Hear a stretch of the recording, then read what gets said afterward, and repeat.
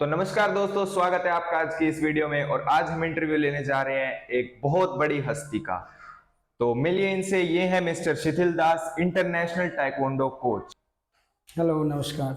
तो आज हम इनका इंटरव्यू लेने वाले हैं और इनसे जानेंगे कि कहां से इन्होंने शुरुआत करी और ये कहां तक पहुंच चुके हैं। तो चलिए फटाफट से इस इंटरव्यू को शुरू करते हैं। तो सर, सबसे पहले हम आपके बारे में थोड़ा जानना पसंद करेंगे, तो आप अपने बारे में कुछ बताइए।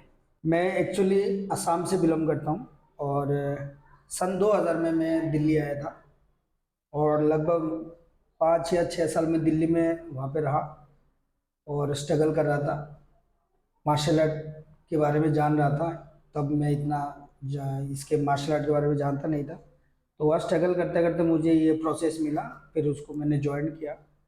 फिर जो मेन मार्शल आर्ट की लाइन है वो मैं गुड़गांव में आके वहाँ से मैंने शुरुआत करी। गुड़गांव में, दिल्ली में मैं लगा लीजिए 6-7 साल हुआ रहा और उसके बाद मैं गुड़गांव शिफ्ट हुआ और आज गुड़गांव में ही हूँ। तो सर, जैसे आपने बताया आप मार्शल आर्ट्स की लाइन में हैं अभी, तो मार्शल आर्ट्स में कई सारे स्पोर्ट्स आते हैं, जैसे बिल्कुल। टाइकोंडो, कराटे, जूडो और भी काफी सारे हैं। तो उनमें से मतलब किस स्पोर्ट्स में आप दिलचस्पी रखते हैं? एक्चुअली मार्शल आर्ट्स में मैं टाइकोंडो में हूँ और मैं कराटे में गोल्ड मेडलिस्ट हूँ। सन 2013 में मैंने गोल्ड मेडल लिया था कराटे में। फिर टाइकोंडो मेरा मेन है जो मैं कर रहा हूँ और मैं हाप्किडो में सेकंड एंड ब्लैक बेल्ट हूँ। अच्छा। हाप्किडो बेसिकली सेल्फ डिफेंस उसमें ज़्यादा यूज होता है और टाइकोंडो जो है वो मेरा प्रॉपर है, जो मेरे पास डिग्री है उसका। और हाप्किडो का, हाप्किडो में सेकंड एंड और टाइकोंडो में मैं अभी 5th डिग्री ब्लैक बेल्ट में जाने वाला हूँ। ओके। तो स्पेशली जो मेरा ये टाइकोंडो है, मेरा जो जी जी। स्पोर्ट्स है। हाँ जी। तो सर, कैसे आपको ये लगा कि आपको यही लाइन लेनी है? कहाँ से शुरुआत हुई उसकी, उसके बारे में थोड़ा जानकारी दीजिए। हाँ बिल्कुल, ये बहुत इंटरेस्टिंग सवाल किया आपने। एक्चुअली मैंने मार्शल आर्ट्स को थोड़ा बहुत मैं अपने असम में रहते हुए जान लिया था। वहाँ पे एक मेरा सर थे, वो ऐसे फील्ड में सिखा रहे थे। तो मैं एक दिन जा रहा था, उधर से जाते हुए मैंने देखा कोई ऐसे पंच कर रहा है, कोई किक मार रहा है। मैं तो फिर जाते जाते वहाँ रुक गया, थोड़ी देर रुक के मैंने देखा ये क्या चीज़ है। मुझे इतना नॉलेज नहीं था कि भाई ये जूडो है, ये टाइकोंडो है, ऐसा कुछ।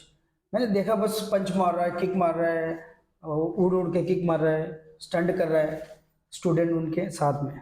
तो मैंने वहाँ खड़ा होकर जब देखा तो मेरे भी मन किया कि मैं भी सीखूं इसको।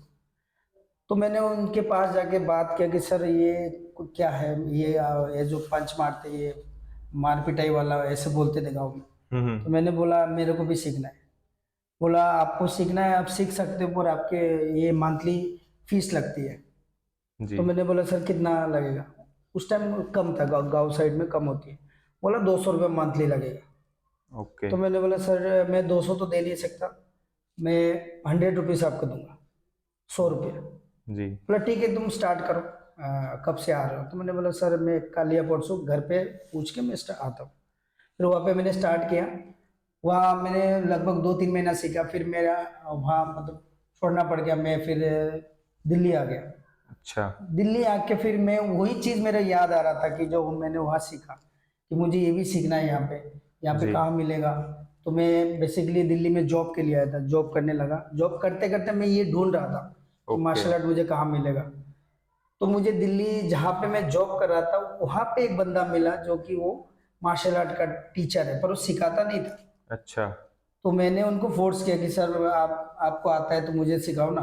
ओ। फिर वहाँ जब यहाँ दिल्ली आके जब इनके साथ सीखने लगा, मॉर्निंग में मेरे को दौड़ाने लेके जाते हैं। फिर पेड़ में आजकल तो किक मारने वाला बैग आ गया, पर वो नहीं था। हाँ पेड़ में रेती डाल के, रेत होती जो, हाँ वो हाँ। डाल के बांध के बोलते थे किक मार।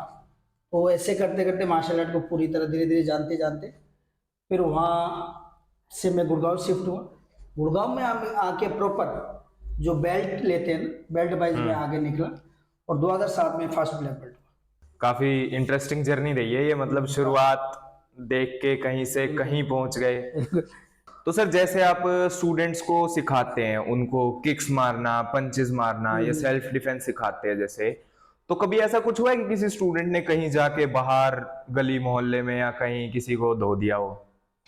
बिल्कुल बिल्कुल ऐसे हो जाती कई बार। पर हम लोग क्या करते हैं, सबसे पहले एडमिशन जब लेते हैं तो बच्चों को सिखाते टाइम सबसे पहले ये ज्ञान देते हैं कि हम जो मार्शल आर्ट आपको सिखा रहे हैं इसका आप गलत इस्तेमाल नहीं करोगे। जैसे कोई बच्चा यंग होते तो नए नए होते तो किक सीख लिया या पंच सीख लिया, जाते ही स्कूल में किसी छोटी मोटी बात पे पंच मार दिया, जी। या गली में किक मार के दिखा रहे हैं तो किसी और को लग गया।